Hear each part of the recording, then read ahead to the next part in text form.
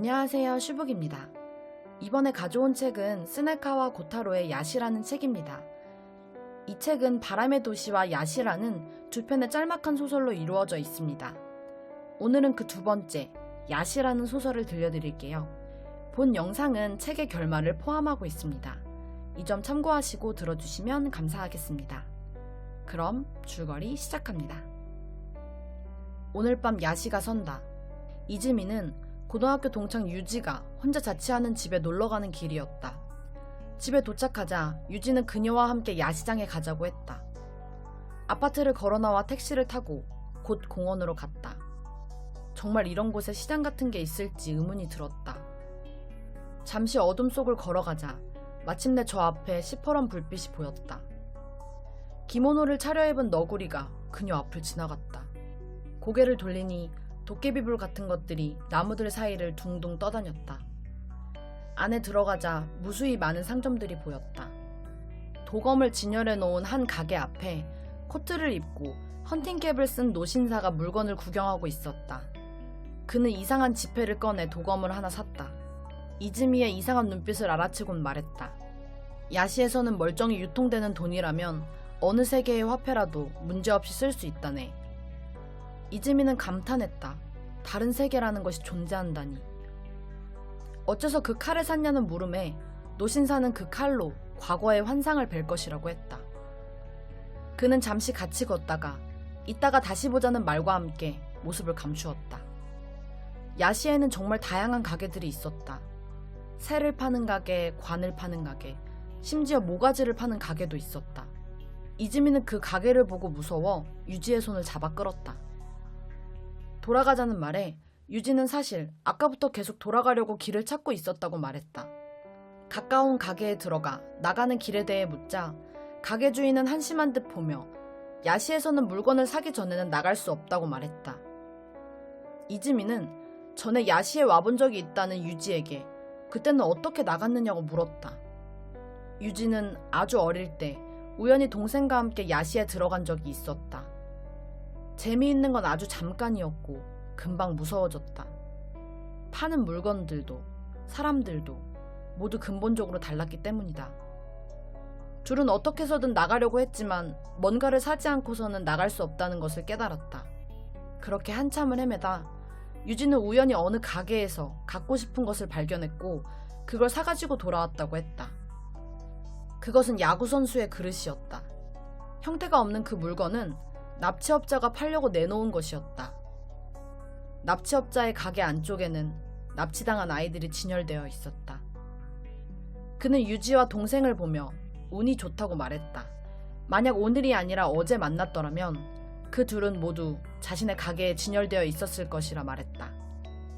너무 무서웠고 유지는 어떻게 해서든 야시에서 빠져나오고 싶었다. 그리고 일단 그 그릇을 보자 너무 탐이 났다. 동생은 있으나 마나한 그런 존재 같았다. 납치업자는 둘 중 어느 쪽이 거래를 할 사람인지 알았다. 그는 유지에게 속삭였다. 집에 돌아갈 수 있어. 네가 걱정할 건 전혀 없어. 유지는 동생에게 여기서 나가려면 이 방법밖에는 없으니 자신이 나가서 부모님과 경찰을 데리고 다시 돌아와 구해주겠다고 약속했다. 그렇게 납치업자에게 동생을 팔아 야구 그릇을 샀다. 거래가 성사되자 야시는 사라져버렸다. 유지는 정신을 차리자마자 동생의 방으로 달려갔다. 어쩌면 이게 꿈이어서 동생이 방에서 자고 있기를 바랬다. 그런데 신기하게도 하룻밤 사이에 동생의 방은 아버지의 서재로 변해 있었다. 마치 처음부터 존재하지 않았던 사람처럼 아무도 동생을 기억하지 못했다. 그 후로 유지는 야구를 잘하게 되었고 금세 팀의 에이스가 되었다. 하지만 하루하루 지날수록 설명할 수 없는 죄책감이 그를 옥죄었다. 야시가 열릴 때면 새나 벌레, 박쥐 등이 그에게 알려주었다. 인간의 언어가 아닌 언어로 야시가 다가오고 있다고 전했다. 그럴 때면 유지는 동생을 떠올렸다. 도대체 내가 무슨 짓을 한 거지? 중학교에 들어간 뒤로 유지는 차츰 야구에 대한 흥미를 잃어갔다. 항상 우울했다. 결국 고등학교를 자퇴하고 야구와 인연을 끊었다. 이지민은 유지에게 물었다. 그럼 이번에는 무엇을 살 생각인데? 유지가 뭐라고 대답하려고 할 때 아까 만났던 노신사가 다시 나타났다. 이지민은 매달리는 듯한 눈길로 그에게 집에 가고 싶다고 도와달라고 했다. 그 역시 무언가를 사지 않고서는 나갈 수 없다고 말했다. 그때 잠자코 있던 유지가 입을 열었다. 혹시 납치업자를 아세요? 제가 사고 싶은 건 동생이에요. 다시 사고 싶어요. 셋은 끝없는 숲길을 걸으며 노신사에게 사정을 설명했다. 그는 10여 년 전에 팔아치운 것이 지금까지 있을 리가 없다고 했지만 유지는 확인하고 싶었다. 이지민은 뭔가 작정한 얼굴로 걸음을 멈추고 말했다. 너 나를 팔 생각이지? 유지는 이지미에게 너랑은 아무 상관이 없다고 말했다.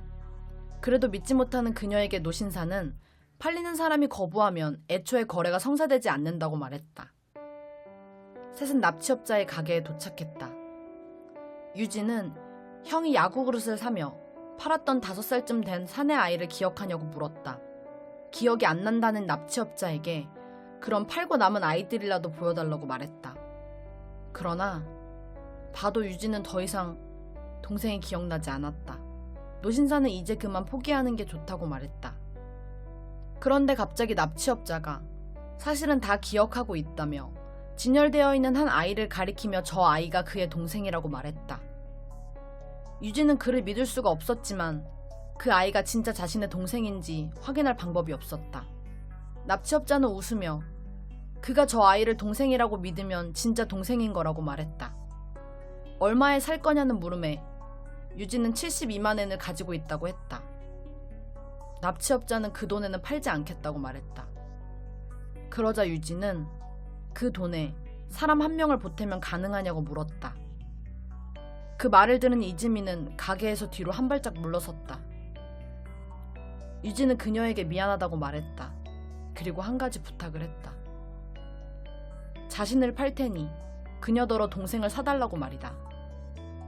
이지민은 싫다고 했다. 그러나 이 거래를 하지 않으면 그녀는 야시에서 빠져나갈 수가 없다. 그가 그녀를 팔아도 그녀는 결국 여기에 남겨지게 된다. 그러니 그녀는 이 거래를 할 수밖에 없다. 이것은 함정이다. 유지는 완강했다. 동생은 본래 세계로 돌아갈 권리가 있으니 자신이 어떤 대가를 지불해서라도 동생을 돌려보낼 것이라고 말했다. 옆에 있던 노신사는 그가 원하는 대로 하자고 그녀를 부추겼다. 결국 거래는 성사되었다. 그런데 거래가 성사되는 순간 노신사가 재빠르게 앞으로 뛰쳐나가며 칼을 휘둘렀다. 순식간에 납치업자의 목이 두동강 났다. 그리고는 갑자기 주변 가게의 조명들이 하나둘씩 꺼졌다. 이지민은 잠이 들었고 이것은 꿈의 일부가 되었다. 야시는 사라졌다. 이지민은 바다가 보이는 등대 밑에 앉아 있었다. 그때 기척이 느껴졌다. 고개를 돌리니 코트에 헌팅캡을 쓴 남자가 있었다. 둘은 잠시 말이 없었다.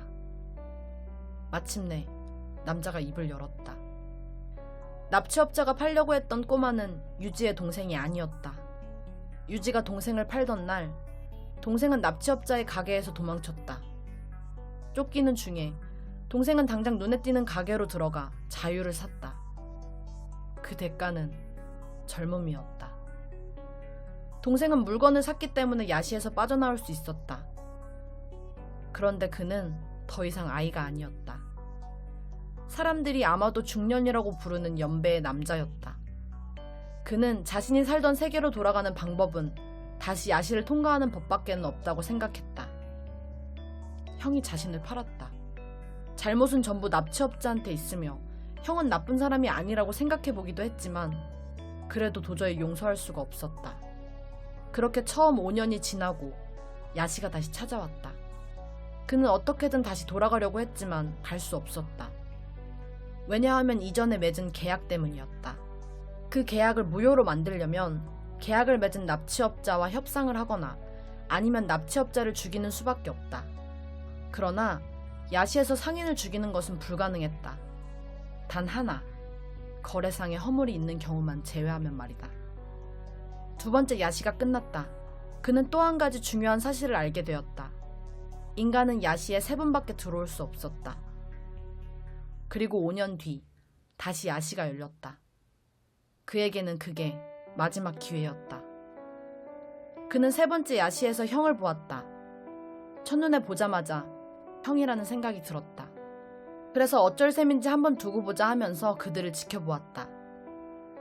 그가 자신을 판 것처럼 그녀를 팔려고 한다면 그도 베어버릴 작정이었다. 하지만 그는 곧 납치업자를 깨끗이 해치울 수 있는 기회를 만들어 주었다. 납치업자를 베고 난 뒤 유지는 그 노신사가 자신의 동생임을 깨달았다. 눈물을 글썽이며 약속을 지키지 못해 미안하다고 말했다. 남자는 유지에게 손을 내밀며 같이 돌아가자고 했다. 둘은 손을 잡고 출구로 향했다. 그런데 유지의 눈에는 출구가 보이지 않았다. 남자는 순간 깨달았다. 여자는 거래를 했지만 형은 아직 아무것도 사지 않았다는 사실을 말이다. 형의 손을 잡고 출구를 빠져나가려고 하는 순간 남자의 오른손을 쥐고 있던 감촉이 스르륵 사라졌다. 너의 행운을 빌게. 한없이 먼 최후의 목소리만이 울려 퍼졌다. 야시가 다쳤다. 이제 그는 야시의 일부가 되어버렸다. 남자는 한참을 우두커니 서 있었다. 이즈미는 자기도 모르게 언제 다시 야시에 갈 수 있느냐고 물었다. 보통 사람은 3번밖에 못 가기 때문에 자신은 못 들어가지만 그녀는 가능하다며 언젠가 때가 되면 알게 될 거라고 말했다. 이즈미는 점점 야시에 대한 기억이 사라져간다. 그곳이 어떤 곳이었는지, 함께 갔던 청년이 어떤 사람이었는지 점점 생각이 나지 않는다. 하지만 괜찮다. 만약 야시라는 곳이 정말 존재한다면, 그리고 그것이 다시 찾아온다면 그때 생각이 날 테니까 말이다. 그것이 다시 그녀를 찾아올 그때까지 야시는 까마득하게 머나먼 가을밤의 꿈이 되었다. 어떠셨나요? 책을 듣고 떠오르는 생각들을 댓글로 공유해주세요. 듣고 싶은 책이 있다면 댓글로 남겨주세요. 제 영상이 마음에 드셨다면 좋아요와 구독 버튼 눌러주세요. 그럼 다음 영상에서 만나요. 지금까지 슈북이었습니다. 슈북슈북.